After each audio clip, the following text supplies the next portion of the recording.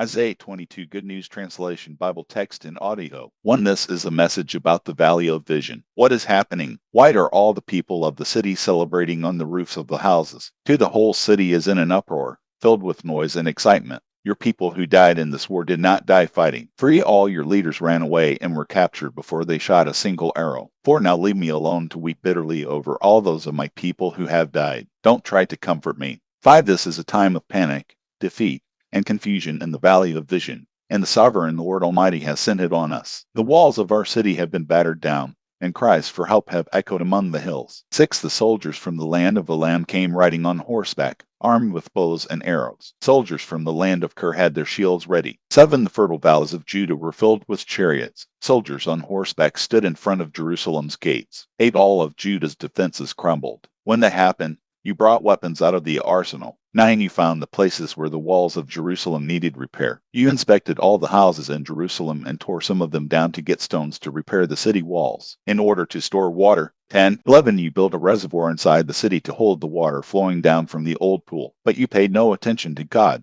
who planned all this long ago and who caused it to happen. 12. The sovereign Lord Almighty was calling you then to weep and mourn, to shave your heads and wear sackcloth. 13. Instead, you laughed and celebrated. You killed sheep and cattle to eat, and you drank wine. You said, we might as well eat and drink. Tomorrow we'll be dead. 14. The sovereign Lord Almighty himself spoke to me and said, this evil will never be forgiven them as long as they live. I, the sovereign Lord Almighty, have spoken. 15. The sovereign Lord Almighty told me to go to Shebna, the manager of the royal household, and say to him, 16. Who do you think you are? What right do you have to carve a tomb for yourself out of the rocky hillside? 17. You may be important, but the Lord will pick you up and throw you away. 18. He will pick you up like a ball and throw you into a much larger country. You will die there beside the chariots you are so proud of. You are a disgrace to your master's household. 19. The Lord will remove you from office and bring you down from your high position. 20. The Lord said to Shebna, when it happens, I will send for my servant Eliakim, son of Hilkiah. 21. I will put your official robe and belt on him and give him all the authority you have had. He will be like a father to the people of Jerusalem and Judah. 22. I will give him complete authority under the king,